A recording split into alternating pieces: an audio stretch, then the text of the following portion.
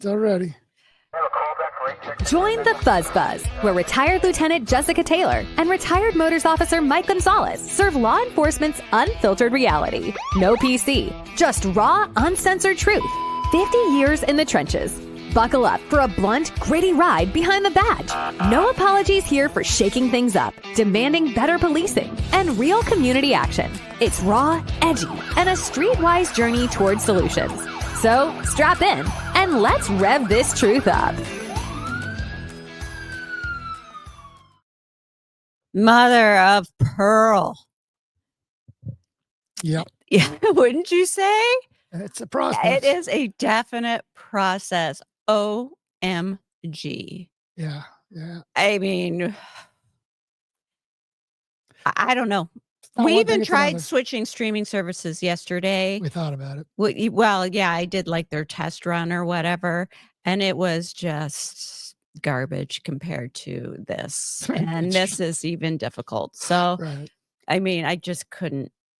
We're just going to have to just figure it out. Well, it's just figure it out. frustrating because 1 second it works, the next second it doesn't, and you didn't change anything. So That's right. That's right. Okay. So the title of this episode is Has Sanity Entered the Chat? And we're talking about that because it's the inauguration. the day before. Yes, the day before. All sorts of things are going on. I don't give two flying rats' asses about all the protesters. I just don't care. Yeah. They're protesting the fact that something is already done. So how are they going to try to stop him from being president? I don't know. They're so FYI, stupid. he's your president. Yeah, he's your president. Like it or not, he is your president. So, tough. Yeah, I know. And then they're trying to, I read one, well, it's a biased article anyways, it's out of Seattle, but how these people are saying, we're not going to be silent any longer. It's like, what? Yeah, I wish I still had that Bob Ferguson thing pulled up. Oh, yeah. Well, it's just such a it's so hypocritical that, Yeah. And then he walks off camera with Jonathan Cho and he's like, or he's giving this speech in the park and he's like, I'm not going to enforce any of Trump's policies or whatever for his sanctuary cities or whatever. right. Because he's in this new position now. And so then, Jonathan Cho kind of just follows him back to the car and on, sidebar. Whoa. Well, I'm only going to, only if he violates that, then, well, yeah, it's like. You're such a douche canoe, man. Right. Okay. So starting off with sad news, we just want to honor our friend Clay Monson. He was like, yeah, scroll down a little bit. Yeah, he was just like, there you go. The best guy. Right. I mean, my fondest memories of him was when he was my sergeant and we went down to some command meeting before a big riot or whatever. And I must have been acting or something. I don't remember if I was the acting sergeant and he was the lieutenant and he drugged me along. Anyhow, I ended up at this. Weren't you his driver? I don't know. I could have been his driver. I think you were his driver. But yeah, maybe. Go ahead. Yeah, but he was a lieutenant at the time. And so we get down to this command meeting and at the West Precinct, and it's pretty big roll call room. So it's stuffed. That's back when they had people that actually worked there. And so he hands them their ass on a platter in this command meeting. And I am just sitting there going, right. It was freaking glorious. Well, was he right? Absolutely, he was right. Could they chastise or say anything against what he was saying? Well, they tried to, but I mean, he just shut them down at every turn. Yeah. Because he knows his shit. Right. And he's not afraid to say it. Yeah. Well, yeah. Well, he's definitely one of those guys that he's not going to, they always say, never ask a question you don't know the answer to. So he's always going to be prepared and he knows his stuff. If he doesn't know it, he's not going to, bring it up. But, if you try to downplay him or try to go toe to toe with his tactics, yeah, he'll just embarrass you. And and he did. It's one of the things he taught me because, I first met him when we worked the King County Metro. We had that contract and we were working the tunnels, and he was, don't be an asshole, but don't let them walk all over you. If you are right and you can verify it and back it up, then, sometimes you do it out of professionalism, be graceful, and other times you just have to, shove it down their throats and be right is what his big thing was. And like I said, he always came prepared. Yep. So what do you think about this doozy? Yeah, it's rules for thee, not for me, or rules for me, not, whatever. This is all just BS, right? If it's a hiring standard for everybody but the chief, then why make the chief go through it? And it's even in the manual Right. that you have to pass the polygraph. Right. It is a pass or fail. I don't know why they're making up this bullshit language that, it's not really pass or fail. Yeah, it really is. At the pass you have to pass it. It's as a condition to be employed. They're like, well, it's not necessary. He go through it. It's just kind of a decorum. But no, it is definitely a pass or fail. If you don't pass, you're gone. Right. There should not be any exceptions for this guy here either. But makes me wonder, maybe Bruce Harrell needs to be put under a polygraph. Well, I don't know. He's probably such a good liar and believes his own bull. He probably would pass it anyways. I mean, he has made some shit decisions, and he's questionable. He's definitely no different than the line of succession of mayors who are playing to the woke mob, just trying to keep his job rather than do the job. Yeah. So here we've got this guy, clearly DEI, because he can't even pass the damn polygraph, but he checks the boxes. Yeah, let's not forget to mention that Seattle didn't perform the polygraph on this guy, for fear of, being conflicted or, so King County Sheriff's Office is the one that, gave him the polygraph, and he failed to the county polygraph, not the city. So, Yeah. And so where there's smoke, there's normally fire. And if you've got one cop just rumoring about it or gossiping or whatever, or two, and you can kind of maybe like, but when you've got a shit ton of officers, but I can't even say shit ton anymore because you got a handful of officers left that still work there saying the whole thing, then I'm gonna bank that it's true. Yeah. And to top it off, it's not one of those things that can be publicly disclosed. So you can't do a request on it to get it. No. So no, you can't. So one of the biggest leftists in all of everywhere is Bill Maher, right? He's just like super left, like way the hell out there. But since this whole Biden debacle, he's kind of moved towards the middle. And he is so over DEI, like just so over it. And so I found this on the internet of things yesterday, or actually maybe even it was today. Let me see if I can pull it up for you. And I just started to laugh. Like even Bill Maher gets it. I mean, if Bill Maher gets it, then. Right. But, we have this new, I'll go ahead and I'll just go and play it. Okay. Let me see. Where's the play button? Is this it? Yep. Our fire chief is a lesbian. Am I against a lesbian being chief? Of course not. Do I think a lesbian can do the job? Of course I do. And maybe she's the best person for the job. Or maybe they really wanted a lesbian in that job and she's just the best lesbian for the job. And with essential services, that's not good enough. Crowley's official bio says Chief Crowley leads a diverse department, creating, supporting, and promoting a culture that values diversity, inclusion, and equity while striving to meet and exceed the expectations of the communities. Well, you didn't exceed my expectations, which was that the whole city wouldn't burn down. But it's telling that diversity is mentioned twice before we get to while striving to meet expectations. Now, can you do two things at once? Yes. But it matters where your head is. The good news is... I mean, isn't that what we've been saying for the last... Right. While? I don't trust. I think Bill Maher's he's a TV personality. He's going to say what he's got to say to keep the people on the side. But there are actually a lot of Democrats that are starting to talk like him just for the fear, just based off of know they've been lied to for so long, and they're just tired of being lied to. I don't think Bill Maher is. I don't think that about Bill Maher, only because I'm saying he absolutely cannot stand Trump. Just cannot stand it, and still will not go there. Right. But he is starting to, I believe, open his eyes to all the other bullshit that has been going on. Well, This being like I one of said, them. the moderate Democrats are finding out they've been lied to, and they're now just finally realizing that because of all this new information coming out about Biden and his cognitive abilities and the fact that he's burning the country down as he goes out the door. So people not as quite as far left as Bill Maher, basically they're not switching from the Democrats, but they're now open to a conversation of, okay, let's be reasonable.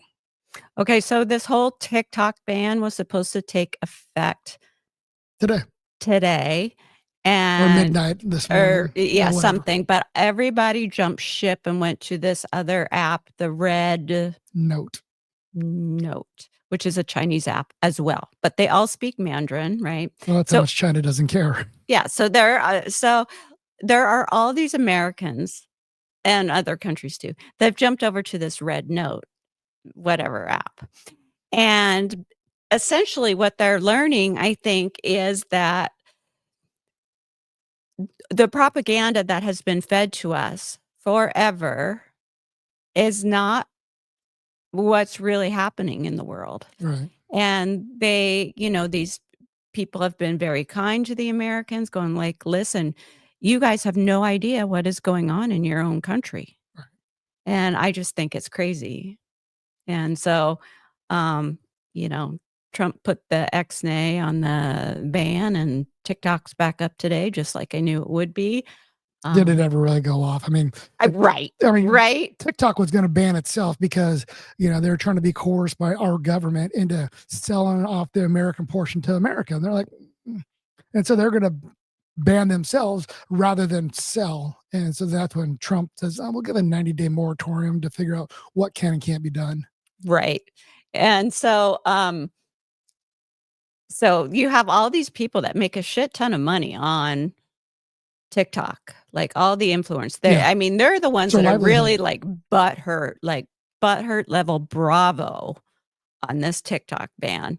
I mean, to the point where they're like breaking down and like, my life is over. Well, some of them use that as their means of, their financial support. Well, right? Sure. And of course, if it's banned, then their life is over, or they have to go get a real job.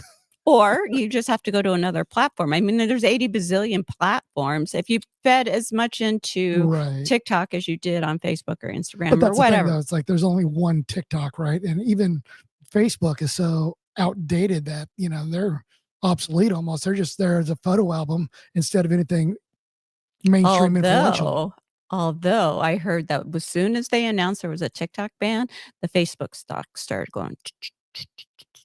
Well, yeah, of course, because, but it's going to go once you realize the band's not coming. Mm-hmm. So they're the ones that are freaking out the most over this TikTok ban. And of course, then now they're over on Facebook, just like, shame on you. That's my livelihood. And we're digital creators and blah, blah, blah, blah, blah, blah, blah, blah, blah. Go to Instagram, right? Right. There's other platforms, and there's ways around the system. You just got to figure it out. Right. And I think Instagram is ran by Meta, which is part of Facebook. And I think there's more restrictions than there are on TikTok. So, like you said, they're getting around the system by sticking to TikTok, but, And quite frankly, like, our TikTok is just a bunch of dumb shit. Right? Compared to what the Chinese We were talking about this the other day, right? Right? The Chinese TikTok, the ones that they get are educational, informative. They're teaching their kids all this stuff, the multi-languages. And our TikTok is just dumbing us down. Right. I mean, by design. Yeah, exactly. By design. You got China's over there teaching their, in elementary school, they're running through military drill tactics. While our elementary school kids are, getting transgender surgeries and playing Xbox all day, getting fatter, having diabetes. Yep. Diabetes. So this TikTok ban, right? I ran across this funny video the other day, and Jim Morgan is not on my friends list, and I wish that I was. So I hope somebody shares this with them, because nobody that I know does a better Stewart impression than Jim Morgan. Okay. So let me share the screen. And Stewart is from Saturday Night Live. And there is just, oh my gosh. Please tell me I have it. Yeah, I do. So here, TikTok gets banned and influencer, the title is Influencers on a Job Interview. Now that TikTok's been banned. Look what I can do.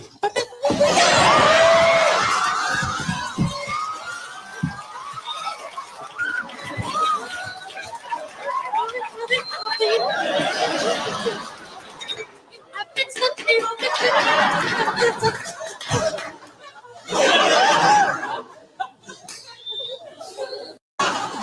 Look what I can do.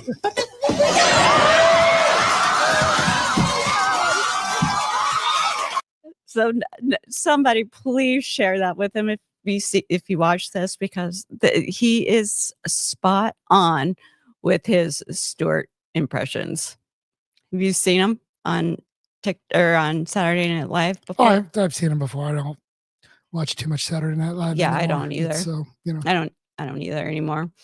But yeah, no, I know who Stewart is. I've seen other skits done by him. But yeah. Okay. Well, it's true though. I mean, it's like these influencers that are just doing stupid shit. What life skills do they have? And so if they're, like I said, if they're forced to get a real job, then what? I guess we'll have a few more on the unemployment list on Biden's way out. Yeah. So let's talk a bit about the inauguration and all the people that are here. I'm reading on X.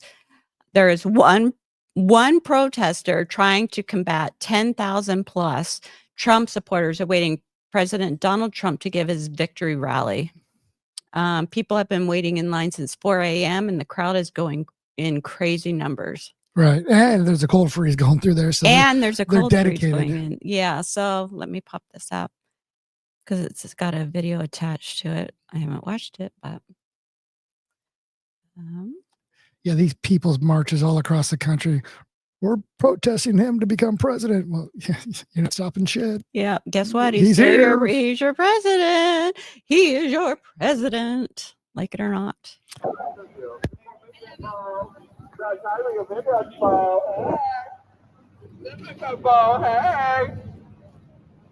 Everybody for his bow. Yes, bow. Yes, bow. Thank you. Thank you, bow. Thank you. We love it.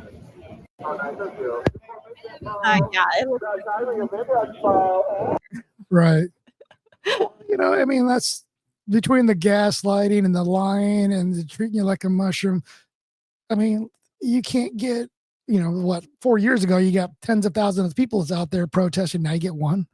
It's just, like, okay, one, you're not stopping it. But two, they're like, well, maybe we should really reconsider what media is telling us in the government. Mm-hmm. Hopefully that changes. And so the inauguration is usually outside of the White House and it's a big to-do, right? Right. And so they've had a change of plans, which they are chalking it up to the weather, which it is snowing. Mm-hmm. But here's another reason why we have to be on Rumble. We know that the government is capable of modifying the weather. Right. So is this intentional? I don't know, maybe. But honestly, I think it's safer to be inside.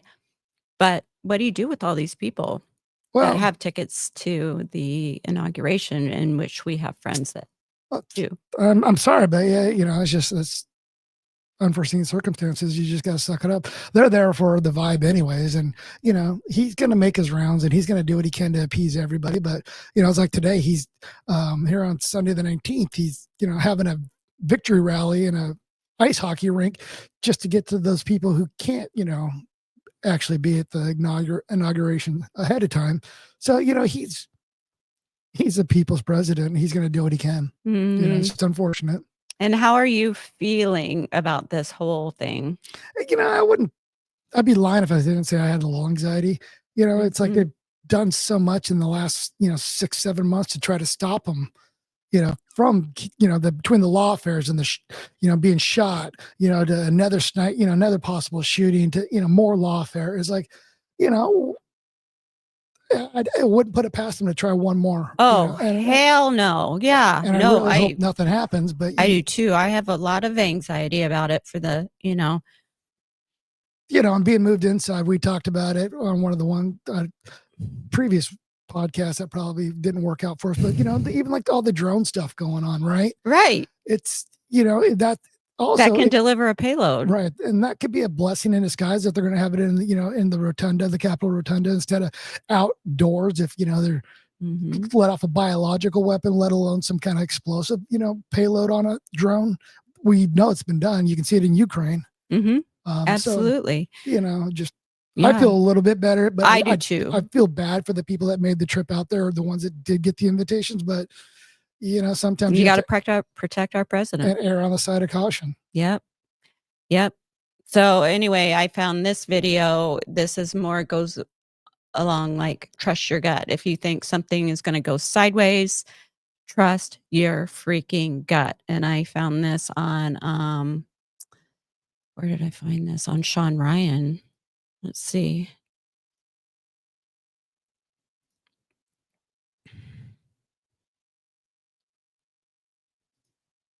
Like something bad's about to happen. Sometimes people get a gut feeling. You're working at a higher level than intuition. If you're going into a situation and have to figure out who's good, who's bad, it's higher than intuition. A lot of cops, they develop that sixth sense. Like all of a sudden they'll solve a case all on a hunch. And sometimes they don't want to talk about it because they're afraid they're going to be laughed at. A lot of investigative people, probably a lot of Navy SEALs, you develop that. You have to develop that to survive. But always listen to your gut.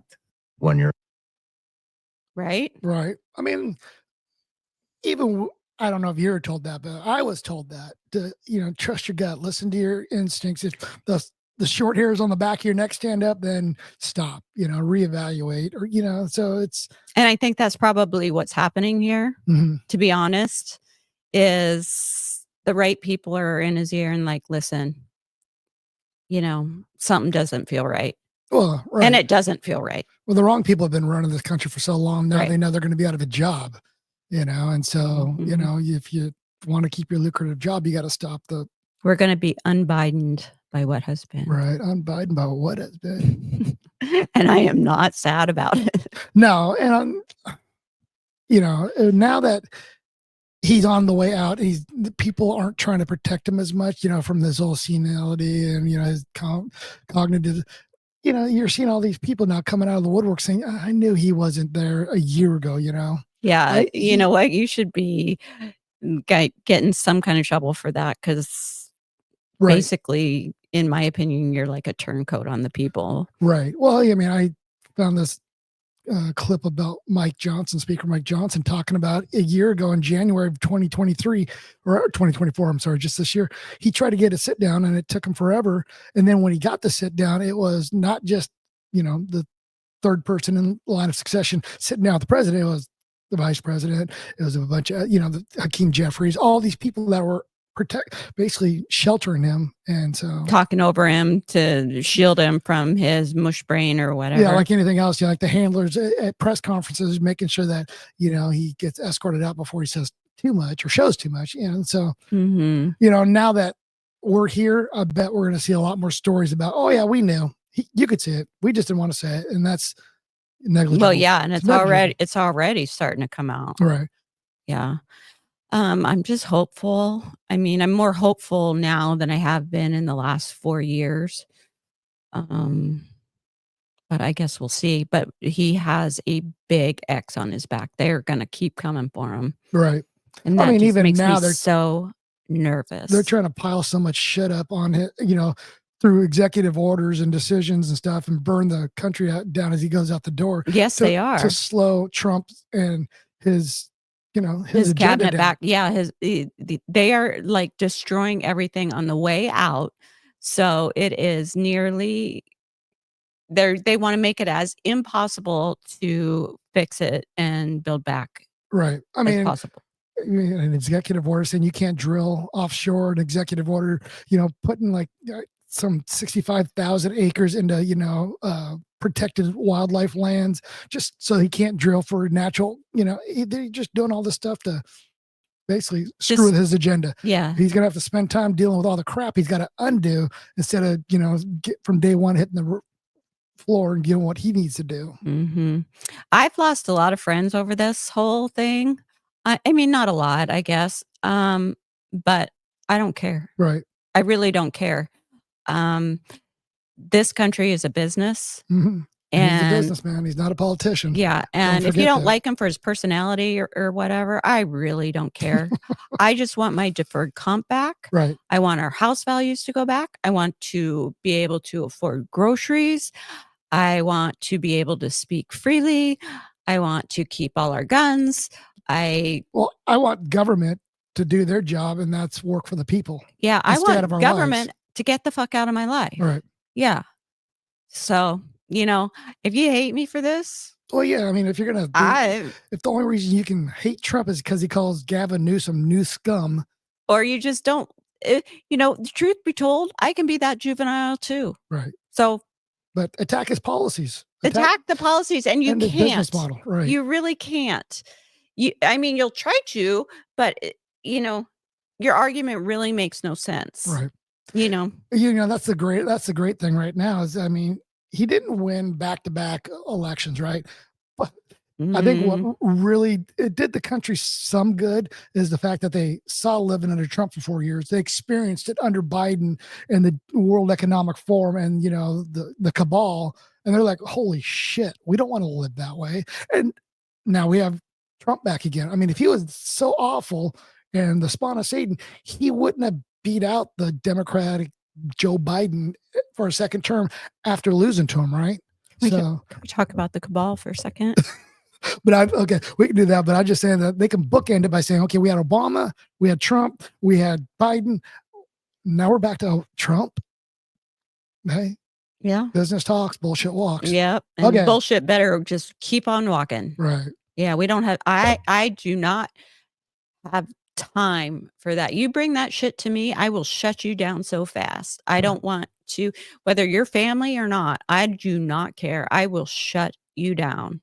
Well, they're promoting over the holidays. If your family members voted for Trump, don't allow them to come to your Christmas party or Thanksgiving dinner, alienate them. Well, I even remember people that I considered my friends. I've been to their house. I've been on their boats. I've, done all these things that because I did not get the shot, they were just beside themselves that I'm selfish. I'm this, I'm that. They've unfriended me on Facebook. You're going to kill grandma. I'm the problem. And now look at the situation. Right. Yeah. Well, yeah. And so if they were to ever, this is how petty I can be, and I own it. If they were to ever friend request me again, which they won't, because they've gotten their 10 shots or whatever, I wouldn't accept it. Right. You shit on me like that? Well, and I thought, what does it boil down to? We talked about, they just don't want to admit they're wrong or they screwed up. Yeah. I mean, but if you believe in it and you did it for all your right reasons, hey, go forth and do good things for God and country, but don't criticize us for having a difference of opinion. I mean, that's right. and that's what happened is he came right at me with like how selfish I am and, I should be fired and I don't deserve a job. And I'm like sitting there going, dude, we've been friends for 15, 20 years and you can just go fuck yourself Is right now. The commander run? No. Okay. No. I mean, I don't want to throw names out No, there. I won't either. I'll tell you off the air, right. but I'm just like, fuck you. I just remember your last yeah, that was interesting. Supervisor you had was kind of the same way. So but yeah, no, it's like he actually didn't care whether I did or I didn't. Oh, he did. Okay. He was just saying, well, what are you going to do? Yeah. Well, he did care because he's like, you need to do this so you can keep your job. And it's like, well, it's not about the job. Yeah. But it just all comes full circle. It's like, we're so divisive right now is because you can't have a conversation. It's either their way or no way, or you got the keyboard warriors that want to speak out, but they would never say that to a person in person. We got to get over that hump and come back to just being civil to each other. It's like, you can do what you want. And as long as you don't force it upon me. I mean, do what you got to do. It's like, But the point of, I could think the point of the matter is that you were so rude to me. yeah. Well, that's what the divisiveness and Yeah. And cruel, Right. right? Like you didn't think I should have a job. right. And we've been friends forever. Good friends. Yeah. And then as it turns out, we were right. And now you if you were to come back, which you won't, I know you won't.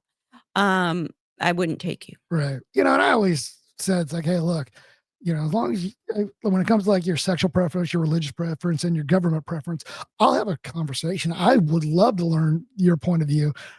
But if you try to force it down my throat and try to convert me, then it's like, oh, I'm not going to have, that's not a discussion, And same thing when it came to like the shot. It's like, you could do what you got to do, with everything in life, but just don't try to force me to follow you or see it your way. That's not how it works. Yeah. Yep. Okay, let's shift gears and go over to Albuquerque Police Department and just kind of analyze this video. Not either good or bad. Right. Just kind of just take a look at it and just what we see, because we do have police experience, a lot of it. Right. And, maybe there's a little, hold on. Oh, Hold on. Remember I said, can we talk about the cabal? right. Oh, yeah. Yeah. Okay. So before we go to Albuquerque, last night I had 2 nightmares. You know where I'm going with this, right? So my first nightmare involved Casey Jones. And when we were all brand new, Casey and Gary McNulty thought it would be really funny to put a fake coiled up snake in the bottom of my kit. And it sat there for a good week before I even noticed it. So I've arrested the suspect at Fred Meyer and Ballard, and he's sitting in the back of my car. And I start to go through the kit, and I find this snake. And I freak the fuck out because I hate snakes, right? Oh, most people do. Right. So I screaming, and I jump out of the car. My suspect's in the back. The window is open, or the slider, the partition. And I swear he thinks there's a bomb in the car because he starts trying to crawl through the window. Right. Well, to get out. If you're freaking out. If I'm freaking and he out. doesn't know what's going on, then. And they are just laughing their asses off. The fire department's there because they're doing their grocery shopping. And it is just a spectacle, right? Because I'm just like hysterically freaking out. Okay. So last night, I have this dream that I have. Somehow I'm laying in the dirt, face down, and Casey has put this like 30-foot millipede in a laundry basket on my back. So the laundry basket's on top. So all I can feel is it's like 30 million legs all over my back. Okay, so that was my first nightmare. How does that relate to the cabal? Because I'm going to Obama next. Oh. Obama's well. So, and then my next nightmare was like, now I have voted for Obama twice. So my next nightmare I know, that I asked Obama, who was part of the cabal, no, really, who is the head of the snake? Because the president really isn't like the head of the snake, right? Well, especially this one. Yeah. I'm like, is it, the NGOs? Is it the World Economic Forum? Is it Klaus Schwab? Is it the Queen? Is it the Rothschilds? Like who is it? Who is the head of the snake? And he's like, well, I can't tell you that, or I don't know. I'm just like, what are you expecting an honest answer in your dream? Well, right, like you're going to get an honest answer from Obama in the first place, but I'm like sitting there going, subconscious. My subconscious was just going from snakes, so I put Obama and snake together. Gotcha. So, and to answer, in my opinion, I think it's just like a collective of people, but always there's got to be one person that makes the final decision, right? There always is. But yeah, who is that person? Who is it? Well, I mean, we know who's more likely all a part of the whole cabal, but yeah, who is that one person that has the final say?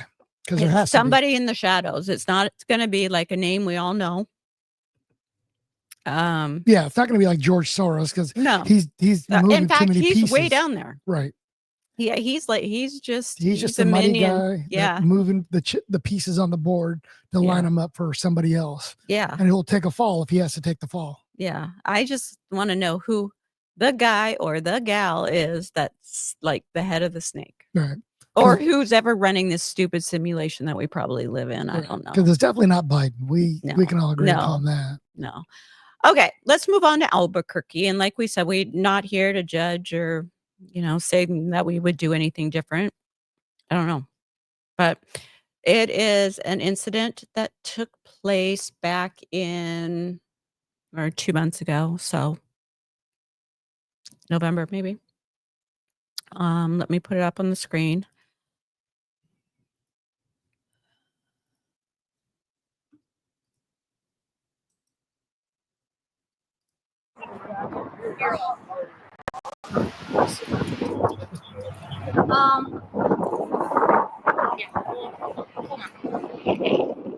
Ready. All right, man. That's good. Step out. Step out, bro. Come on. You guys really don't want to do this, huh? I don't know. What do you mean by I don't know what that means, but you need to step out right now. Come on. Why? Let's What go. do you have in your hand, dude? A gun. Yo, dude, just it, bro. Stop You're it. fucking dying. Stop, dude. Dude, stop. Stop. Gun. Hey, move. Hey.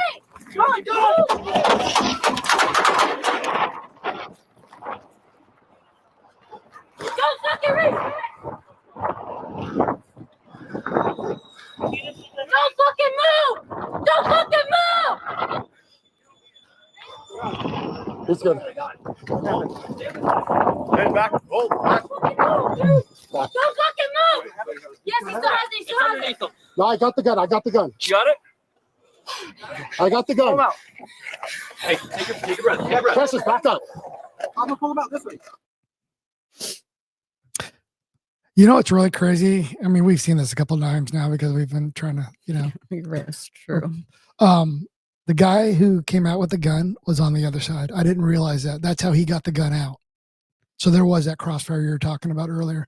So, okay, we kind of jumped ahead, but Okay, so we've recorded this episode three times at least 3 times. and just audio or something wasn't working quite right. So. Yeah, not entirely. We've changed some things around just because we didn't want to talk about it anymore. And the news cycle had already changed. So some stuff we've changed. However, this was one that we've talked about a couple of times. Right. And so we decided, in the 3 times that we've talked about it, that there's really only 2 options, right? Like you go in this little teeny tiny door and only one of you is going to fit. Right. Even you saw the female, she was tiny and she was the only one that could fit in there. Well, I guess there's 3 options. You do that. You send somebody around to the other side and create a crossfire situation. So now you've got 2 options. One is really shitty. And then you've got the shut the door and create it like a barricaded subject scenario. Right. And hopefully your car is armored and he doesn't shoot through the window. And he's not ambidextrous enough to get his hand slapped in front. I mean, those are really your only options, right? And I thought she started off with good tactics because, how he was handcuffed and searched and put in a car. That is the rub. Right. But, when she realized the danger of it and the situation she was in, it looked like she was pushing him against his hands. So using his body to lock the gun behind his back, which is good fundamentally because that means the barrel can't swing towards you. So I thought that was good. But then, like I said, we've seen this a couple of times. I just now noticed that the guy who came up with the gun was on the driver's side in there at the same time wrestling, and he pulled the gun. So okay, so when she and the other dude with the sleeve tattoo, they were both on the one side. So there was somebody on the other side, on the driver's side. Right. And he's one that came out with the gun because he definitely didn't get in between the two of them and take the gun from the suspect on the passenger side. So did he take the gun before they shot him? I don't know. It's bang bang, but like I said, I would hope they wouldn't fire if they saw if they saw a crossfire situation, because he was in the backdrop, so it's kind of like It's the way that I would interpret it, because I knew that somebody had gone over to the passenger side and got the gun, because there was no other way to get it, right? Right. So the way my mind interpreted it as bang bang, he's shot, dude goes over and gets the gun from the passenger side, and you're saying no. No, because it was, what are you doing? What's in your hand? It's a gun. You got a gun? What? Struggle. Everybody parts ways. Bang, bang. He's already behind the vehicle saying, I got the gun. Okay, well, that changes things a little bit But for me, but I mean, a little changes bit. things for us because we can armchair this, but it doesn't change it for me in how the two cops, the female and the sleeve guy on the passenger side reacted, because to them, the gun was still in play. I agree with you. Yeah. Yeah.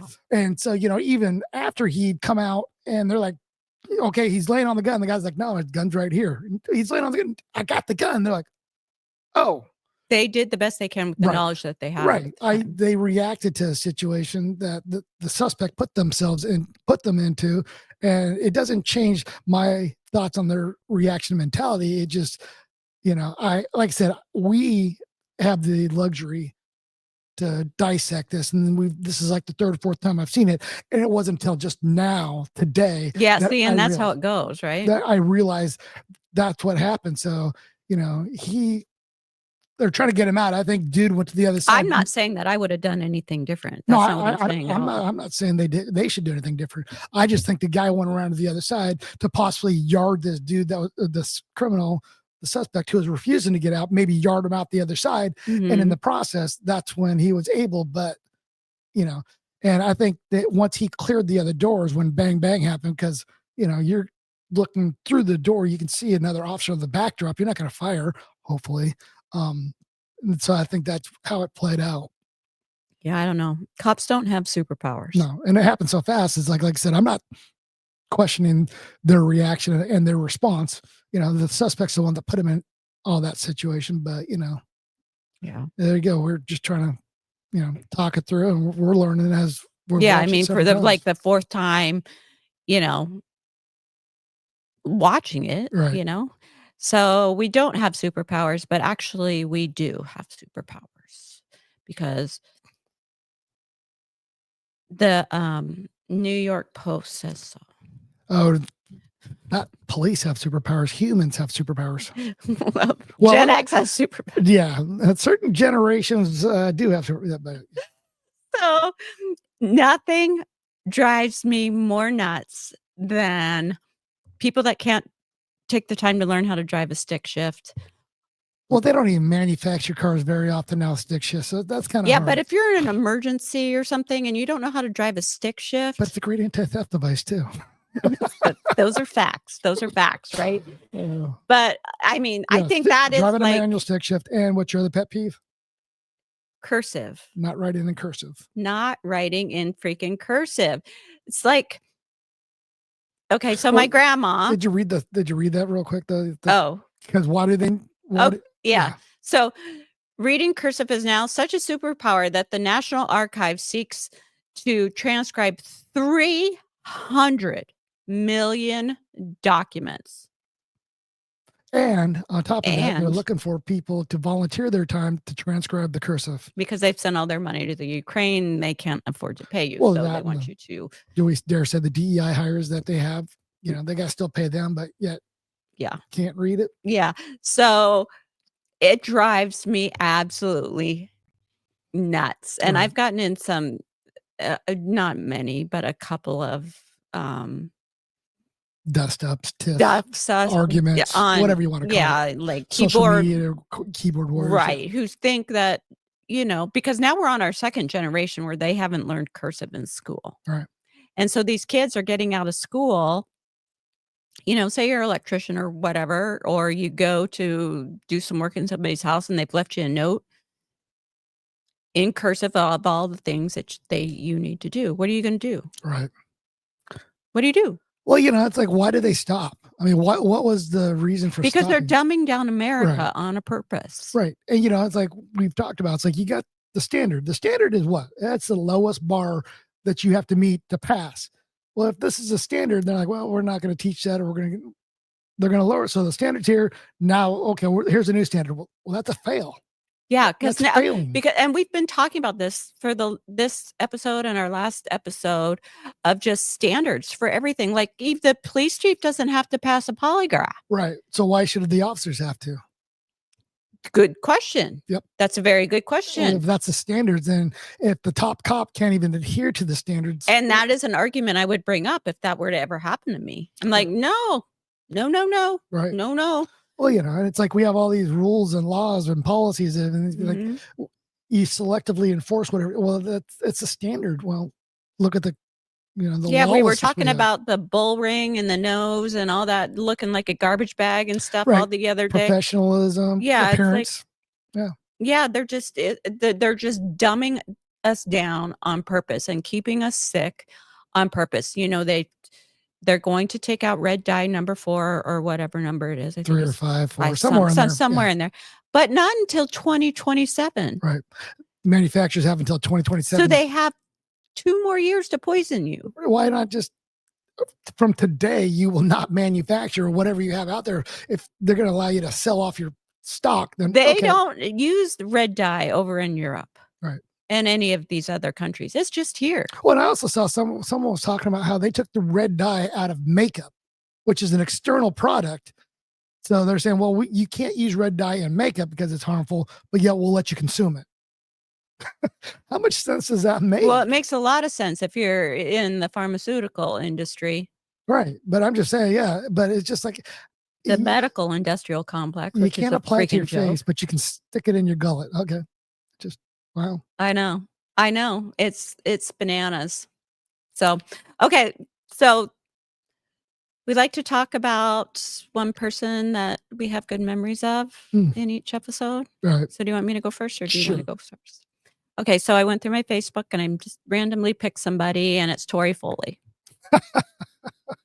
And Tori Foley and I went to the academy together and I've known her for a very long time and she's just awesome. Just adore her. She's always, anything that I've always tried to do, she's always supported me. But we're in the academy and I was the person in the academy that got just lambasted by everybody.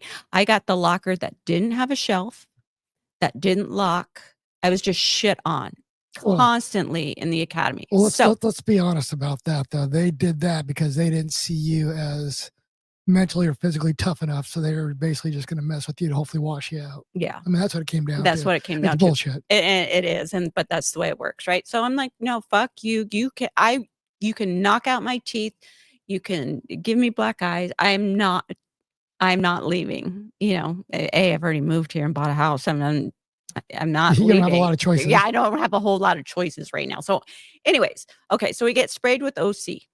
Now, Jane Hell is not affected by OC spray whatsoever. It just does not faze her at all.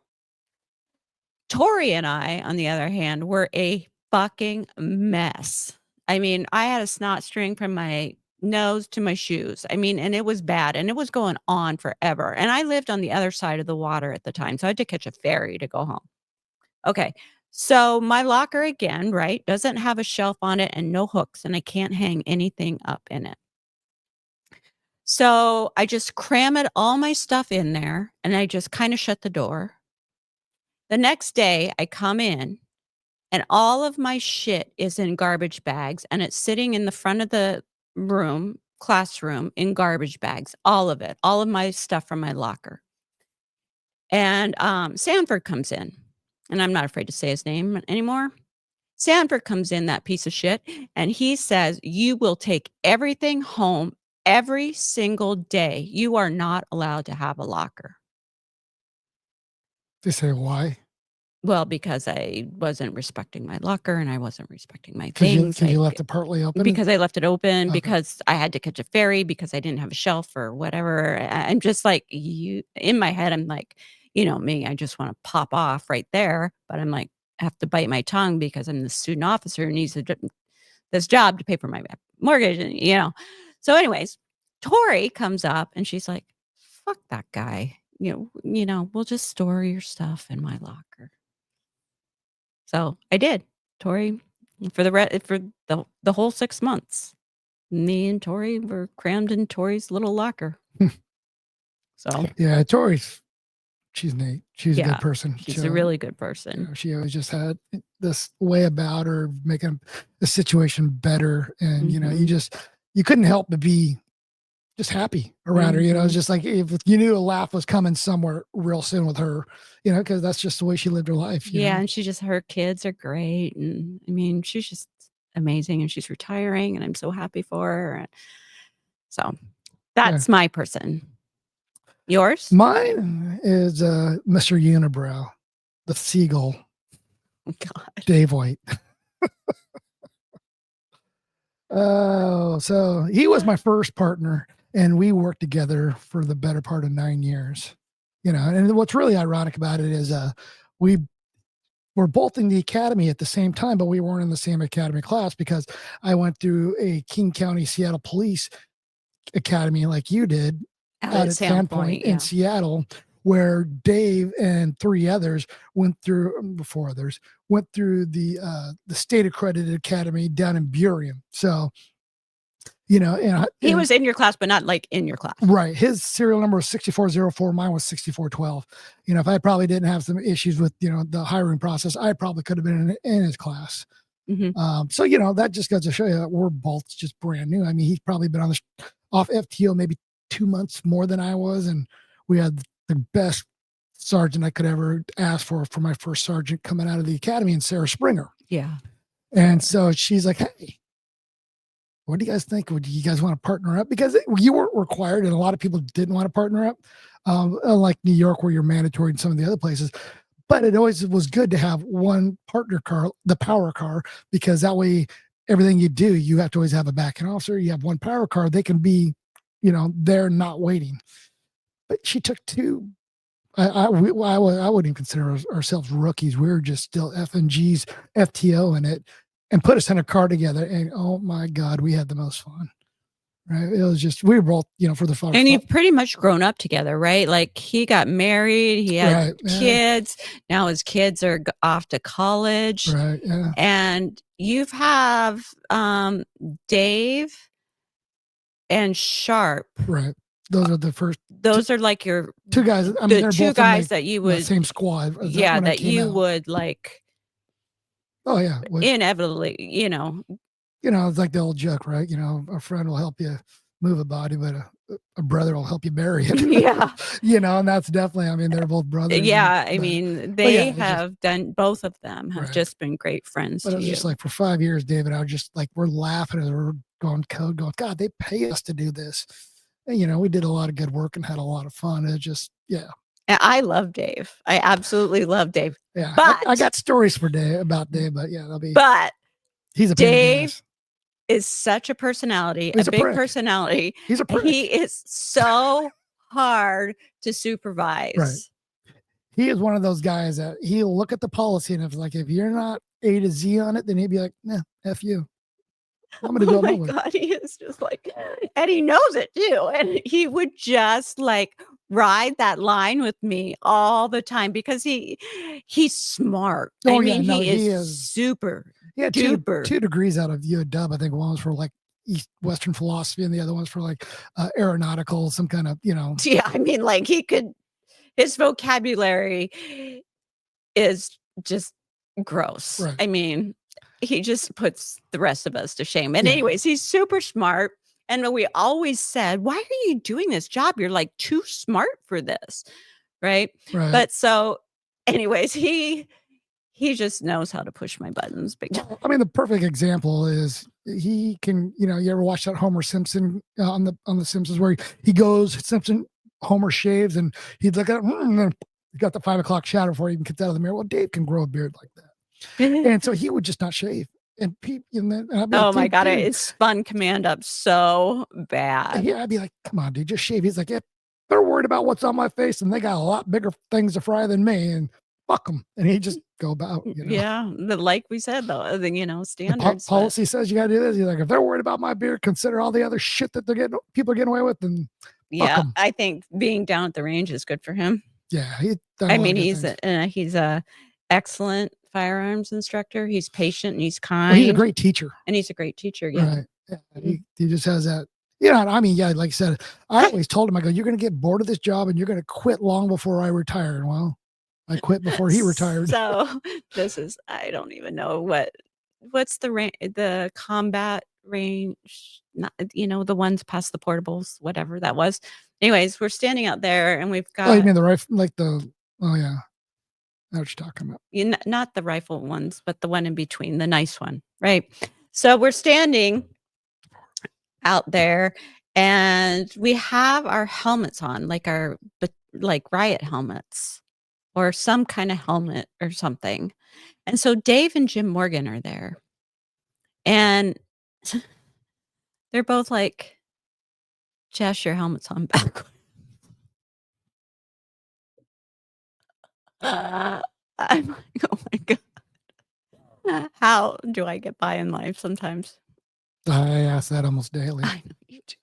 I know you do. But Dave's just an amazing human being. That's a good pick. Right. Yeah. His family's amazing. And he would always, like I said, he'd have this big unibrow and he'd say, I beheaded the seagull this weekend. And, and he'd always just throw out all the digs on his, on it before the, because, when you're dealing with the general public and especially when you're dealing with dopers and shitbags, criminals, they're trying to push buttons. All they're trying to do is find your button. And they think that his unibrow was a button and he just embraced it. It was just like he had more jokes about it than you could think of. And like, you're going to come at me with that? That's the best you got? How about this? How about this? And they're just be like, yeah. I know. Oh, good one. Good one. Good one. Okay. So one more thing before we leave. Let me see if I can get it. God, I hope I can because it just makes me laugh. Okay. So what did you get me for Christmas? That was so awesome. Yeah. You're a bird, buddy. I don't know why. Okay. So today at Target, I saw a bird buddy. They sell bird buddies at Target. Really? Yeah. How much was it? Okay, well, that's about right then. $2.49. It just depends on depends on the package. Yeah, So the bird buddy is just a little birdhouse. You put bird food in it, and the birds come, and it's like a Ring camera in it. It's got like a Ring camera in it. Yeah, and it records the birds and it takes snapshots and stuff. So I'm really into it. I really like it. But I found this bird buddy video on the internet the other day, and I hope to hell I get a video like this because I'm this juvenile. I will do this.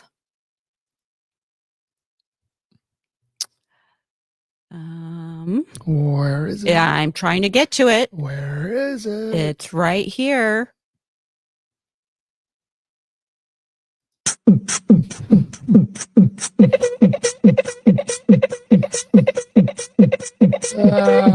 mean, I know it's not a little shop.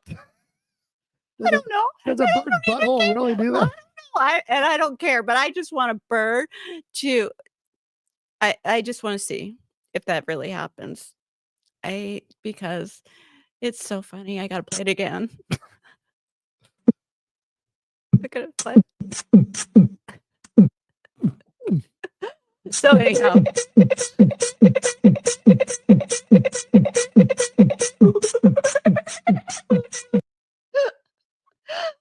Okay, so that's all we've got, you guys. Thanks. That's please, how juvenile we are. Yeah, please subscribe on Rumble. We're only there exclusively right now Because of the free speech pattern. because of the free speech issue. So please like and share and let Jim know that we're talking about him and everybody else know we're talking about him. We have positive things to say about him. Not everybody, but most people. So We'll talk to you guys later. Have a good day. And please say a prayer for President Trump. Hey, let's just get through tomorrow and we'll be building back better. Yes. We'll still Biden's build back better with Make America Great Again. Yes. All right. Okay. Bye, guys. Thanks so much for tuning in to this episode of the Fuzz Buzz Podcast. If you're enjoying what you've heard today, please feel free to rate, subscribe, or leave a review wherever you listen to your podcasts. That helps others find the show, and we greatly appreciate it. Once again, thanks for tuning in, and we'll catch you in the next episode of the Fuzz Buzz. Y'all be good out there.